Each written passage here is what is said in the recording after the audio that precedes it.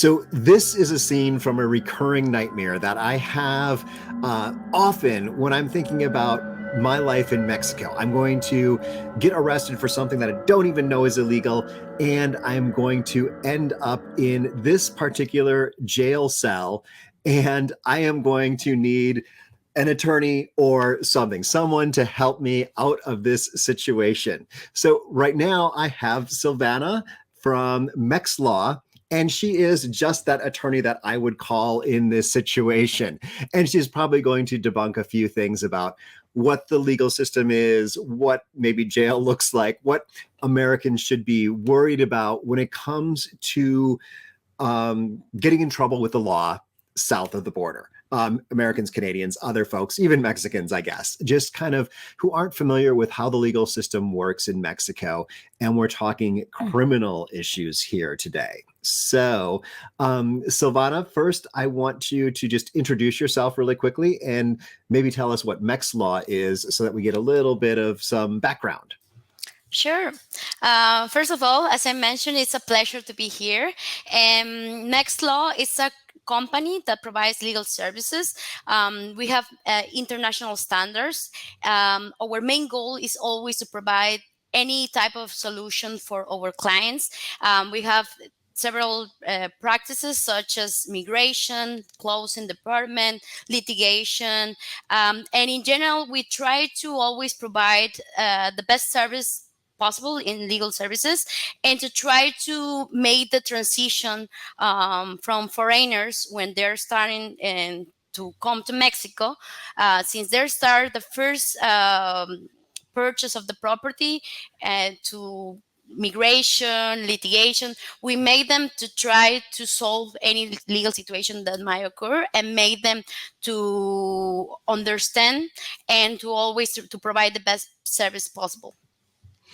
Great. Thank you. So that's kind of the overview. So it sounds like Mechs Law can handle any of your legal things, legal needs in Mexico.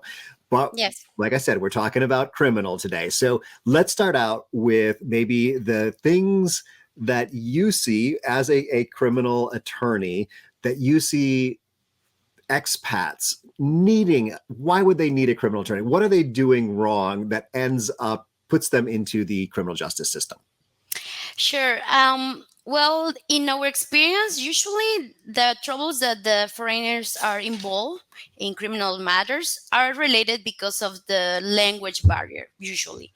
That means that usually they cannot communicate with the police. So the police is the first one that attends to their calls when they're like in a situation, in a dispute. So usually the language barrier is something that affects them, and that's why they end in a bigger legal situation that it really is. Like, for example, some of our clients are involved in a misunderstanding of a property, and of course that when they call the police attend to the call, and they don't have any way to explain the real situation that they are living. So usually the language barrier is one of the realities that they face in any criminal situation.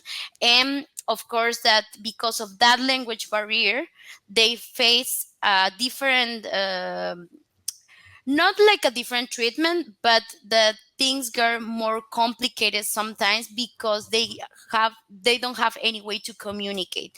So that this the first point that I would like to mention is that when you are involved in a legal situation, especially in criminal matters, it's really important to request the consular assistance.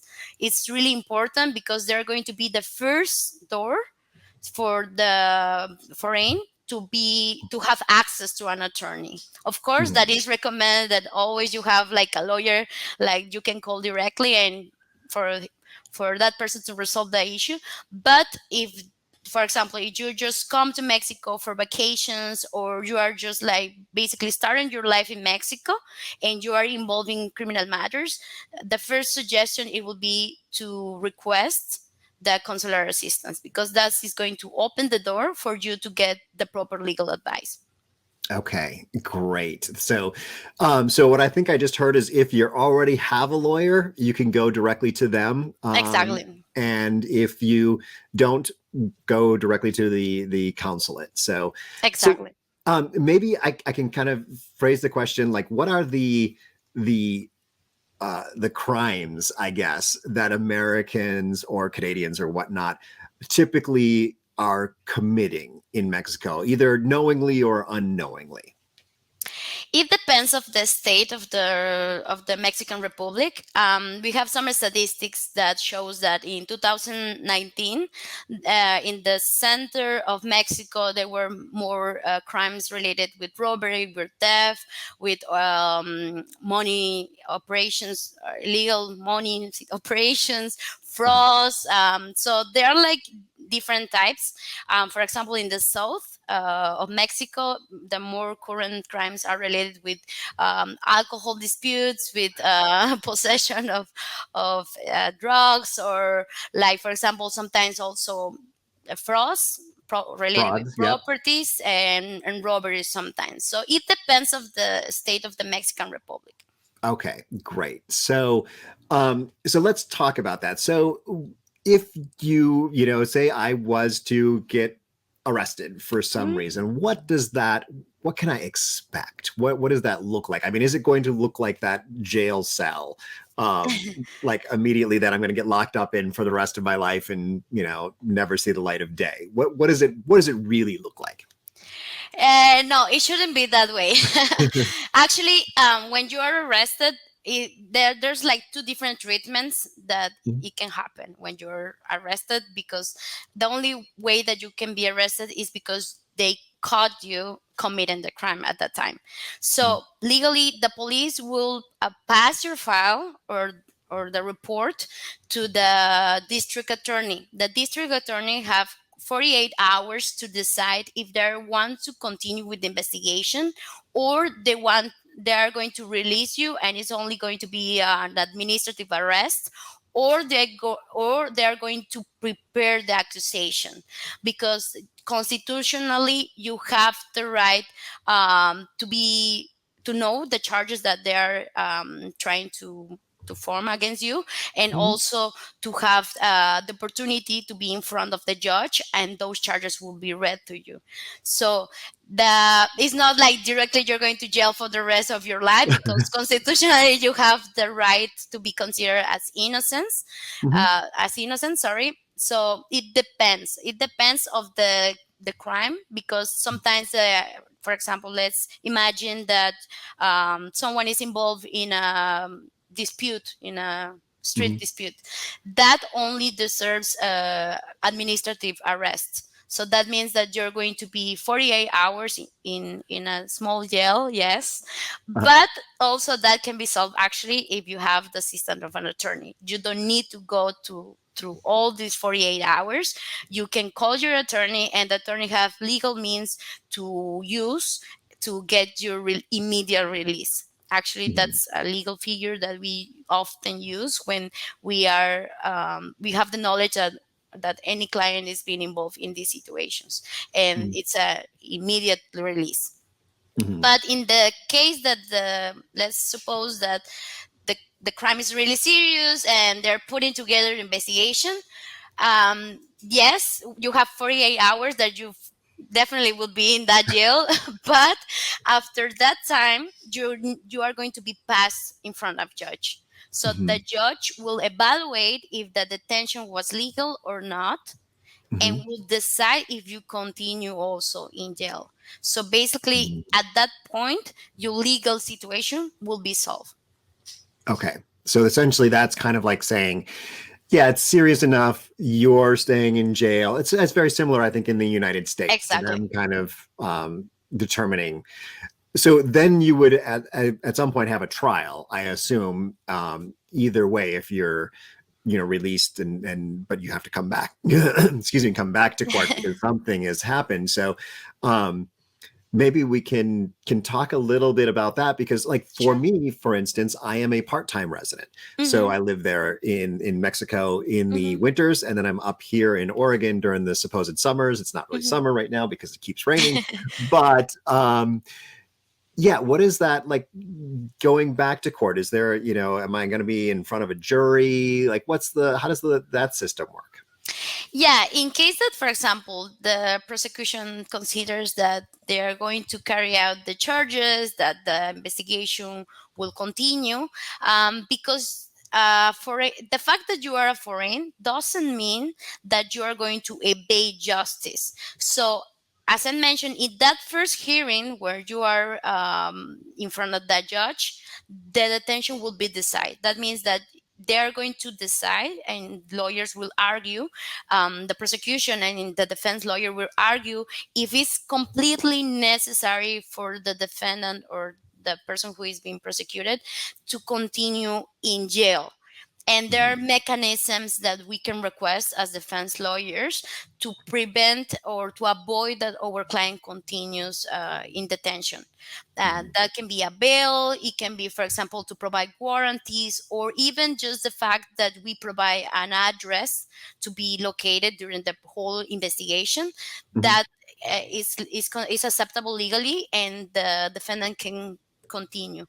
If Mhm. the defendant or the sorry of if the prosecution or the court consider that there might be a suspicious or a risk that that the defendant will evade the justice, that is going to leave the country, then they can request other mechanisms to prevent to leave Mexico. But Mhm. honestly, it's really hard. It's really hard for the prosecution to get at that point, because in Mexico, the constitutional right to be considered as innocent is unbreakable. So Mhm. it will have to be really specific conditions that the prosecution needs to prove for the defendant to continue in detention. So Mhm. after that is decided, an investigation will carry out, and the prosecution will have the completely all um, the they're going to have the investigation in their hands. So basically, they will have to provide all the evidence necessary to support that that crime was indeed committed by the person that is being prosecuted. And the person that is prosecuted, as other countries might, is going to have the right to defend, to profile a defense, to file evidence, to contra arrest the argumentation of the prosecution. Mhm. So only if the investigation is complete, the investigation or the file will pass again to another judge, and that judge will formally start the legal procedure against the defendant. So the fact that you are in detention doesn't mean that you are automatically going to face the charges, Yeah. no. There's like a process that the prosecution needs to follow to prove the court and to is legally start the process against Mhm. the defendant. They need to prove first that he committed the crime, that there are not other evidence that might indicate the contrary, or there's not like any doubts that this Yeah. person was who committed the crime. Okay. And that doubt is decided by the judge because you don't have a jury system in Mexico. Exactly. That's, Yeah, there's no jury yeah. system, no. I Only thought of this idea for this video while I was sitting in a jury box waiting to be dismissed. Okay, so going back to jail, like that first time when you interact with a police officer in general, and jailers, police, judges, whatnot, can I expect that people will be speaking English, or what's the probability that anything will be handled in anything other than Spanish? unfortunately, not all the staff in the police speak English. Usually there's a specific section that is the touristic police that they should speak English, Mhm. but it's not really common, honestly. Mhm. And also because Spanish is the official language, everything related with the file in any other matter, civil, criminal, in administrative, any file will be handled in Spanish. The documents that are drafted in in another language, sorry, can be filed, and we need to provide the official translation. But in general, all the staff in the court, in the police stations, in general, they don't speak English, unfortunately. That's why it's also really important to have the legal assistant in your native language, so you can really understand what's happening, because it's unfortunately it's uncommon for the clients that are having that type of situations to really understand what's happening, because everyone is just like is talking Spanish. They don't explain or provide an explanation that is not enough for all the doubts that arise to the head of our clients. hmm So actually, so one of the big things in the United States is if you did have, say, a police officer who spoke English, it's kind of in La Paz, it's mixed. Some of them speak a little English, is your Miranda rights. So your Hmm. right to not speak to the police. Can Yes. you just zip it and deal with the consequences, or do you have to speak? No, no, no. Actually, that's a constitutional right too. That you have totally the right to reserve any statement, to provide any statement, and just to request immediately the assistance of your lawyer. That's the best recommendation that I can make at this point, because usually when you try to explain too much, they get like confused, or they provide details that are not like really convenient, or always left in the hands of your lawyer to handle that type of situation, especially because there are some technicisms in Mexico. Mexico law in general is really strict, so there are some technicisms that we need to cover, and to be able to avoid legal responsibilities, or to face the legal consequences. Yes. Okay. So another one that seems, maybe common, at least I read about it on websites, is if you get in an accident and you don't, in your car, you get into a car accident and you don't have the proper amount of insurance. So essentially, you've got maybe, the minimum, whatever in US dollars, $15,000, and you just hit, a Lamborghini or something like that, and you're responsible. I've heard that the police can take you to jail because you need to prove right then and there that you can cover the liability. Tell me about Yes. that. Yes, that's true. um, Actually, the police don't intervene to that type of accidents when the parties reach an agreement. Actually, we suggest that if, for example, you already have an agreement with the other party, avoid for the police to get involved, because sometimes also that might lead to misunderstanding and to create situations that they didn't exist before, right? Yeah. Or the things to get more complicated because they want to see what's happening, or trying to put some pressure in the one of the parties. So if it's not completely necessary, do not involve the police. But if, for example, the parties that are involved in a transit accident doesn't reach a negotiation, or the insurance companies doesn't want to take the responsibility, yes, you can be responsible and be taken to jail. Okay. Okay. So once again, call your attorney at that point See? if that Yes, happens. exactly. So also, and get good Mexican insurance. So it's a little Yes. more strict down there. So I guess then, we're kind of coming near the end of our half hour together. So I want to touch a little bit on civil matters. So we're going to turn the corner from criminal to civil, because I think you handle some of that too. So disputes between two parties. Um, Anything, kind of pieces of advice that you can give folks as they enter into, you know, hiring people, hiring contractors, hiring architects, stuff like that, that you can offer for folks to stay out of trouble. Again, to get legal advice, because unfortunately in Mexico the contractual relationship is really literal, so everything needs to be in writing. So sometimes I know that our clients trust in the other party, that they are like in in a good business relationship. But if those agreements are not established, really detailed in a contract, that cannot be pursued in any way. So my first suggestion, it would be to avoid a bigger legal situation, and also to guarantee the agreements or the negotiations that you are establishing as a part of a construction or a business or any type of contract or contractual relationship.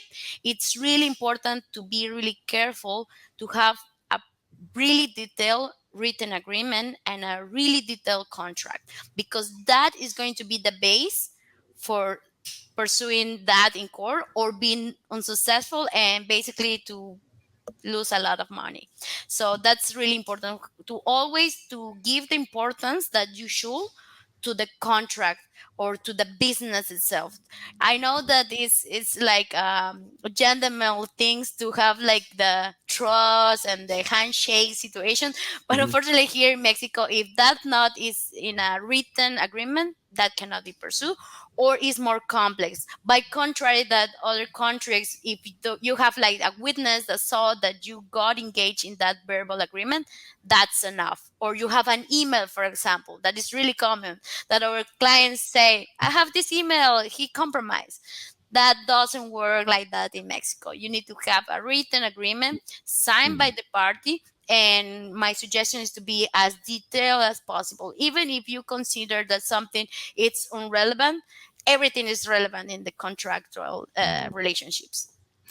Yes, and I will have a video coming out at some point in the future once my legal situation is resolved, because I have an architect who hasn't finished a project. Hmm. We're nearly coming up on a year since it was supposed to be complete, and I was in that exact situation where we hired an attorney, and I said, "Oh, I've got the messages and WhatsApp," and he's like, "Do you have a written contract?" I was like, "No, but we agreed to this, and we made these changes, and I've got all this stuff." And he's like, "Okay, so what you're telling me is you don't have a legal contract.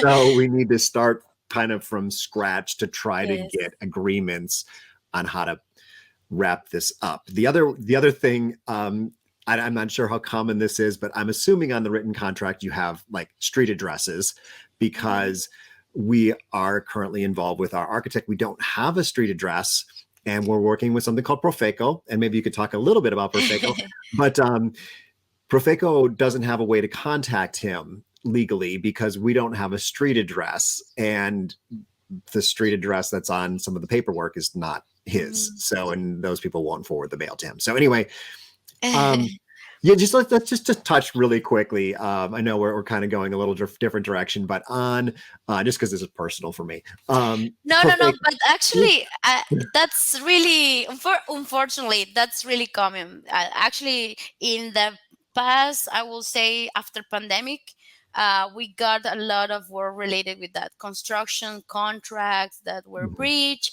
and especially construction contract is the one that needs to be really technical and precise and be the more detailed contracts ever, because it's really unfortunately it's really common that the architects does not deliver the specifications or the materials that they compromise to the client. And if Mhm. it's that's not established in the contract, that's a big issue legally. And unfortunately in those situations we always try to pressure the other party to recognize them so we can accomplish a written agreement to help our clients to execute that.